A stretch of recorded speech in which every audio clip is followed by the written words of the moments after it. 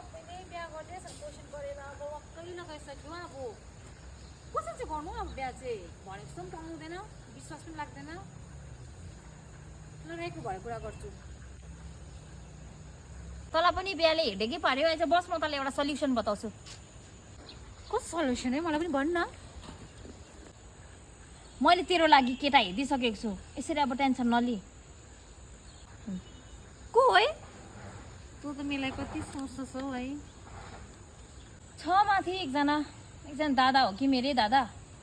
बिचराको बुढी पनि मऱ्यो हो अब छोरा एउटा छ ड्युटी पनि गर्दैन घरमा लथलिङ्गै भएर बसिरहेछ तैँले घर दामी सम्हाल्छस् होला त गइदिएन त्यो दादाले साह्रो दुःख पायो